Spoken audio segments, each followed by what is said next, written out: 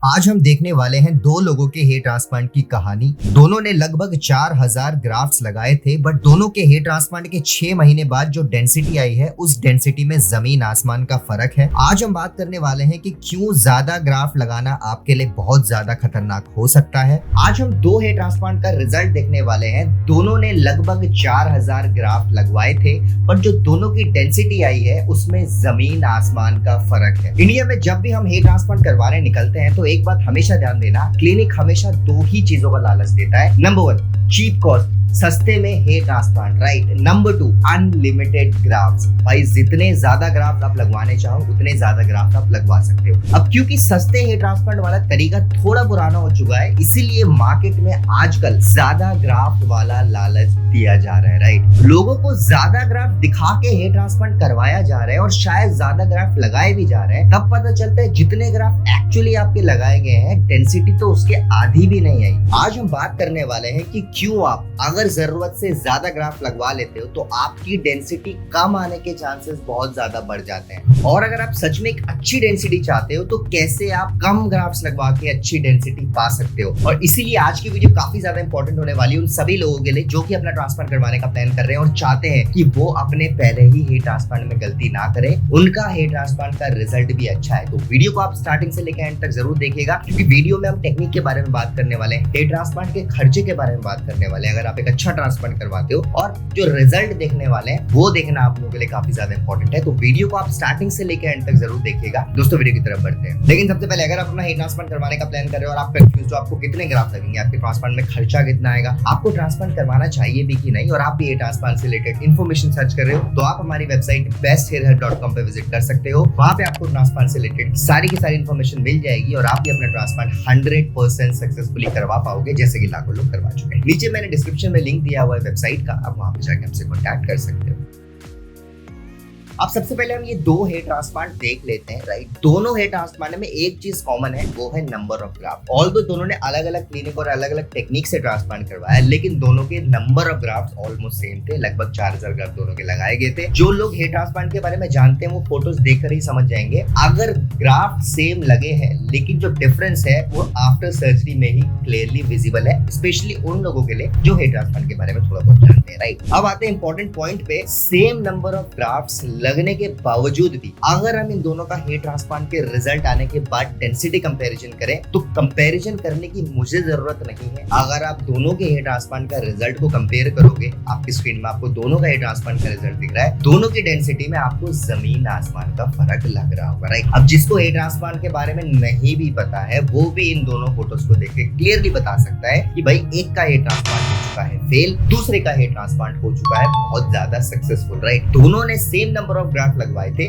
But फिर भी अगर मैं कंपैरिजन करूं, दोनों का रिजल्ट देखो, ये आप फाइनल रिजल्ट देख रहे हो, फाइनल रिजल्ट आने के बावजूद भी दोनों की डेंसिटी में, स्पेशली मैं डेंसिटी की बात करूं तो जमीन आसमान का फर्क है। अब देखो ऑनेस्टली मैं आपको बताऊं तो भाई काफी लोगों को ऐसा लग सकता है कि जो हेयर ट्रांसप्लांट का रिजल्ट होता है वो बॉडी टू बॉडी वेरी करता है। किसी का रिजल्ट बहुत ज्यादा अच्छा आता है, किसी का रिजल्ट बहुत ज्यादा अच्छा नहीं आता है। ये तो बॉडी रिस्पॉन्स पे डिपेंड करता है, राइट। मतलब बॉडी टू बॉडी रिस्पॉन्स भी अगर हम बात करें तो हो सकता है कि भाई आप 4000 ग्राफ्ट लगवाओ तो हो सकता है आपकी 30-40 ग्राफ्ट उतने अच्छे से ग्रो ना कर पाए, आपकी 3900 ग्राफ्ट तो अच्छे से ग्रो करे। बट ये क्या बात हुई कि आपने 4000 ग्राफ्ट का ट्रांसप्लांट करवाया और जो आपका डेंसिटी आई वो 2000 ग्राफ्ट भी जितनी नहीं आई। आज हम 3 ऐसे पॉसिबल रीजंस के बारे में बात करने वाले हैं जिस वजह से सेम नंबर ऑफ ग्राफ्ट लगाने के बावजूद भी दोनों की डेंसिटी में जमीन आसमान का फर्क आया है। अब ये रीजन जानना आप लोगों के लिए इसीलिए ज्यादा इंपॉर्टेंट है क्योंकि आज जो आप ये पेशेंट का रिजल्ट देख रहे हो, कल आप भी इनमें से होने वाले हो, राइट। हो सकता है आपके साथ भी ऐसा हो जाए, आप भी 4000 ग्राफ्ट लगवाओ और आपकी भी डेंसिटी 2000 ग्राफ्ट जितनी ना आए। अब जब ये आप रीजंस जान लोगे ना तो पॉसिबिलिटी बहुत ज्यादा कम हो जाएगी कि आप ये गलती ना करो जो गलती इन पेशेंट ने की थी, राइट। सो गाइस अगर हम बात करें रीजन नंबर 1 की, जो नंबर 1 पॉसिबल रीजन हो सकता है जो कि क्लियरली विजिबल भी है, अगर हम दोनों पेशेंट की आफ्टर सर्जरी की फोटोज देखें तो फोटोज देख के जो सबसे बड़ा रीजन क्लियरली विजिबल हो रहा है वो होता है इम्प्रॉपर पैटर्न। इम्प्रॉपर पैटर्न से मेरा क्या मतलब है, देखो दोनों के नंबर ऑफ ग्राफ्ट सेम लगाए गए थे, राइट। बट अगर आप ग्राफ्ट लगाने के तरीके में ध्यान दें तो अगर हम इन दोनों पेशेंट की आफ्टर सर्जरी की फोटो को कंपेयर करें तो दोनों पेशेंट में आप एक चीज नोटिस करना, ग्राफ्ट्स के लगाने का पैटर्न दोनों पेशेंट्स में डिफरेंट है, राइट। अगर हम बात करें पेशेंट नंबर 1 की जिनकी डेंसिटी बिल्कुल नहीं आई, उनका जो ट्रांसप्लांटेशन हुआ है ग्राफ्ट रैंडमली लगा दिए गए हैं बीच में। फोटोज देख के ये लग रहा है कि क्लिनिक का ध्यान बेसिकली ये है कि पेशेंट को जितने ग्राफ्ट ग्राफ्ट बोले गए हैं उतने ग्राफ्ट हम लगा दें। उनका ध्यान फाइनल रिजल्ट में नहीं है, उनका ध्यान क्या है कि भाई जितने ग्राफ्ट हमने पेशेंट को कमिट किए हैं, सपोज उन्होंने पेशेंट को 4000 ग्राफ्ट बोले थे कि सर हम आपकी 4000 ग्राफ्ट लगा देंगे, तो जब उनका ट्रांसप्लांटेशन हुआ, क्लिनिक का मेन फोकस ये था कि 4000 ग्राफ्ट निकाल दें और 4000 ग्राफ्ट कैसे भी करके पेशेंट के स्कैल्प में लगा दें और जितना बड़ा एरिया इनका था, जितना बॉन्डनेस था,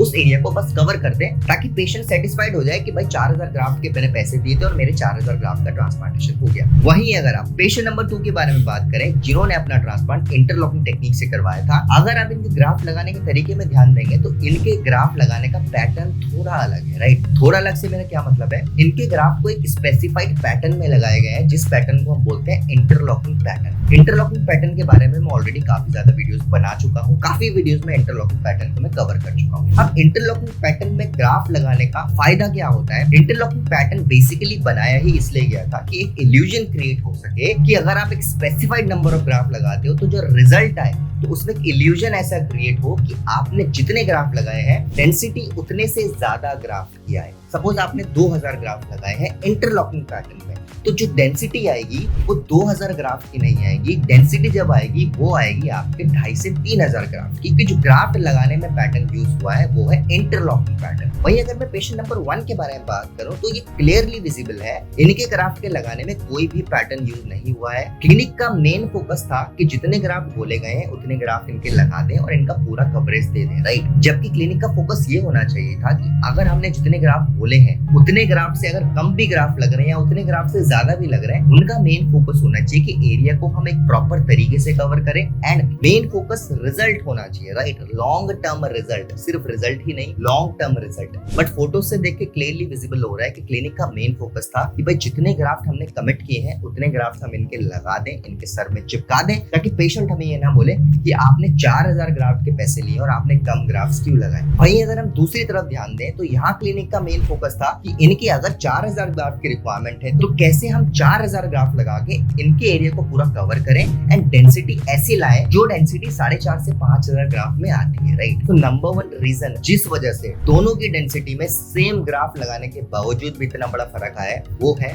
improper placement of graph. Graft का प्लेसमेंट किसी भी स्पेसिफाइड पैटर्न से नहीं हुआ है। जहां हम बात करें पेशेंट नंबर 1 की, ऑल्दो उनके 4000 ग्राफ्ट लगाए गए थे लेकिन कोई भी स्पेसिफाइड पैटर्न यूज नहीं हुआ था, जिस वजह से 4000 ग्राफ्ट की जो डेंसिटी आई, जो रिजल्ट आया, उसमें इनका एरिया कवर तो है लेकिन डेंसिटी बहुत ज्यादा खराब आई है। वहीं अगर हम पेशेंट नंबर 2 के बारे में बात करें तो उनका एक स्पेसिफाइड पैटर्न में ग्राफ्ट का प्लेसमेंट किया गया है जिससे जो डेंसिटी आई है वो आप लोगों ने देख ली है। अब अगर हम बात करें पॉसिबल रीजन नंबर 2 की, जिस वजह से दोनों की डेंसिटी में बहुत ज्यादा फर्क आया है, और यही एक रीजन होता है जिस वजह से काफी लोगों का रिजल्ट इतना अच्छा नहीं आ पाता जो ज्यादा ग्राफ्ट भी लगवा देते हैं, वो रीजन है distribution of graft. Distribution of graft से मेरा क्या मतलब है, अब क्योंकि हम बहुत सारे क्लिनिक से कनेक्टेड रहते हैं, हम डेली बेसिस में डॉक्टर से बात करते रहते हैं डिफरेंट क्लिनिक्स के, तो एक चीज मैंने हमेशा नोटिस करी है, हर डॉक्टर का ग्राफ लगाने का तरीका थोड़ा डिफरेंट होता है, राइट। ये जो नए क्लिनिक्स मार्केट में आए हैं, जो बिल्कुल सो कॉल्ड न्यू क्लिनिक्स हैं, 10-15 हजार रुपए में जो ट्रांसप्लांटेशन कर रहे हैं, उन क्लिनिक्स में डिस्ट्रीब्यूशन ऑफ ग्राफ्ट में बिल्कुल भी ध्यान नहीं दिया जाता। डिस्ट्रीब्यूशन ऑफ ग्राफ्ट क्या होता है, हमारे डोनर एरिया में, हमारे पीछे जो स्कैल्प होता है उसमें अलग अलग तरीके के ग्राफ्ट होते हैं, राइट। अलग अलग तरीके से मेरे क्या मतलब है, कुछ ग्राफ्ट ऐसे होते हैं जिसमें 1 बाल होता है, कुछ ग्राफ्ट ऐसे होते हैं जिसमें 2 बाल होता है, कुछ ग्राफ्ट ऐसे भी होते हैं जिसमें 3 से ज्यादा बाल भी होते हैं, राइट। अब अगर आप ध्यान दो,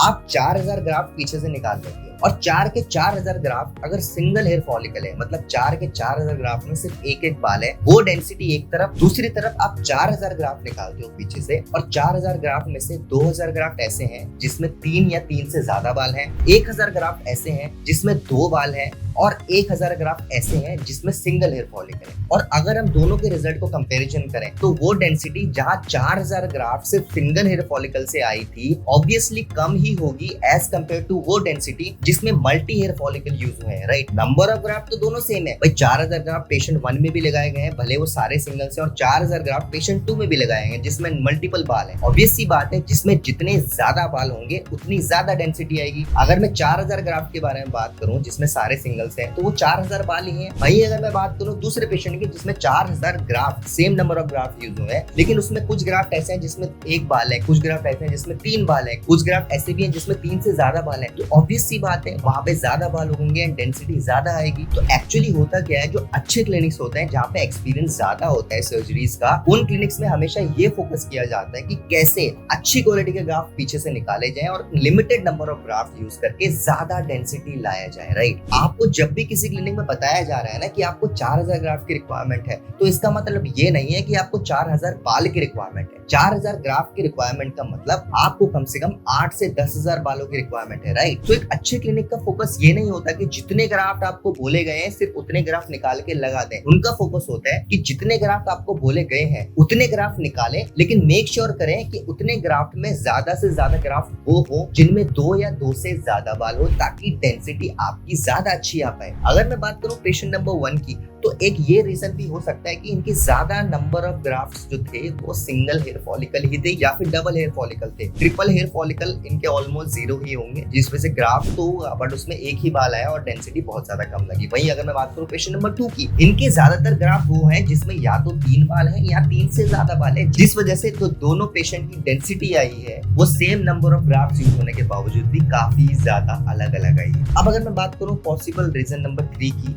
तो वो है एक्सट्रैक्शन प्रोसेस। अभी भी इंडिया में बहुत सारे ऐसे क्लिनिक्स हैं जहाँ पे हेयर ट्रांसप्लांटेशन में एक्सट्रैक्शन अच्छे से नहीं होता। अच्छे से नहीं होते का मेरा क्या मतलब है, अगर आपके 4000 ग्राफ्ट पीछे से एक्सट्रैक्ट किए गए हैं ना, उसमें से 1000 ग्राफ्ट एक्सट्रैक्शन के टाइम ही डेड हो जाते हैं। डेड क्यों होते हैं? क्योंकि इम्प्रॉपर एक्सट्रैक्शन होता है। एक्सट्रैक्शन करने का भी एक तरीका होता है, एक प्रॉपर मोटर यूज होती है एंड प्रॉपर टीम और सर्जन्स होने चाहिए जो आपके एक्सट्रैक्शन अच्छे से कर पाए। एक एक्सपीरियंस क्लिनिक क्या करता है, अगर 4000 ग्राफ्ट का एक्सट्रैक्शन हो तो कोशिश करते हैं कि 4 के 4000 ग्राफ्ट अच्छे से निकल पाए और 4000 ग्राफ्ट पूरे उग पाए, राइट। जबकि जो न्यू क्लिनिक्स होते हैं जहाँ पे डॉक्टर्स नहीं है, कोई भी ट्रांसप्लांटेशन कर रहे हैं, वहां पे उनको फर्क नहीं पड़ता एक्सट्रैक्शन से। मतलब आप सोचो, डोनर इतनी प्रीशियस चीज होती है इंसान की लाइफ में, जो आपके डोनर से एक्सट्रैक्शन कर रहे हैं उसको बिल्कुल फर्क नहीं पड़ेगा आपके डोनर से। उसका टारगेट अगर उसको डॉक्टर ने बोल दिया कि भाई तुम्हें 4000 ग्राफ्ट निकालने इस पेशेंट से, उसका मेन फोकस होगा कि मैं 4000 ग्राफ्ट कब निकालूं। ये फोकस नहीं होगा कि 4000 ग्राफ्ट अच्छे से निकालूं, उसका मेन फोकस होगा मैं 4000 ग्राफ्ट कब निकालूं, कब मेरी छुट्टी हो। जबकि अच्छा क्लिनिक, एक्सपीरियंस क्लिनिक का मेन फोकस होता है कि अगर आपको 4000 ग्राफ्ट की रिक्वायरमेंट हो तो आपके 4 के 4000 ग्राफ्ट कैसे सेफली निकाल सके और कैसे 4 के 4000 ग्राफ्ट आपके सेफली इम्प्लांट कर सके। तो ये भी बहुत बड़ा रीजन होता है जिस वजह से आजकल जो लोग ट्रांसप्लांटेशन करवाते हैं 4-5 हजार ग्राफ्ट लगवा लेते हैं, बट फिर भी जब रिजल्ट की बारी आती है उनका रिजल्ट अच्छे से नहीं आ पाता, उनकी डेंसिटी अच्छे से नहीं आ पाती। नेचुरल रिजल्ट की तो मैं बात ही नहीं कर रहा हूँ, यहाँ मैं नॉर्मल डेंसिटी की बात कर रहा हूँ। नेचुरल रिजल्ट के बारे में तो क्या ही बात करें, उसके बारे में तो मैं चलो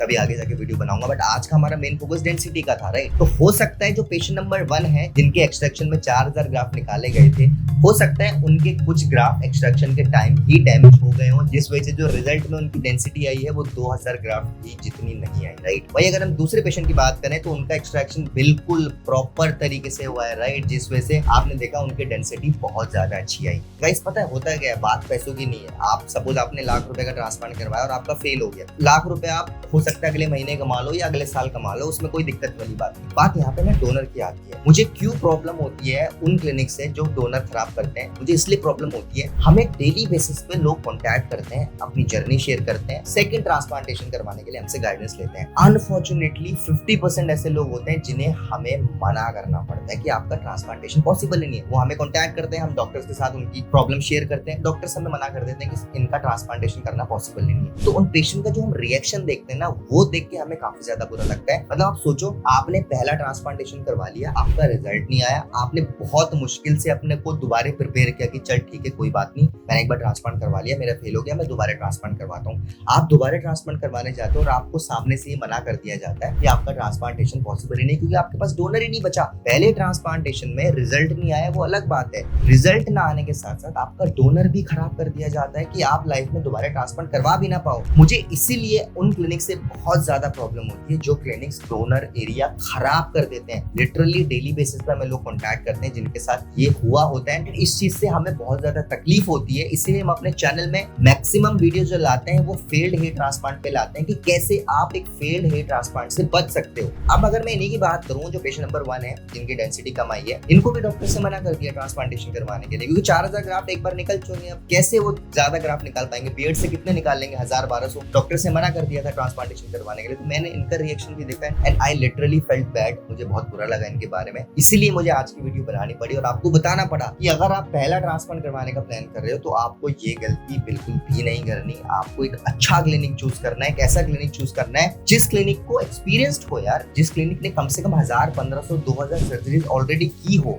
तभी तो वो आपको एक अच्छा रिजल्ट ला के दे सकता है। आप अपना ट्रांसप्लांट करवाने जा रहे हो, आपको रिसर्च करना बहुत ज्यादा जरूरी है। आप ऐसे किसी के कहने पे कहीं पे ट्रांसप्लांटेशन मत करवा लो या भाई सस्ते में ट्रांसप्लांट हो रहा है 10-15 हजार में करवा लेते हो, नहीं। आप रिसर्च करो।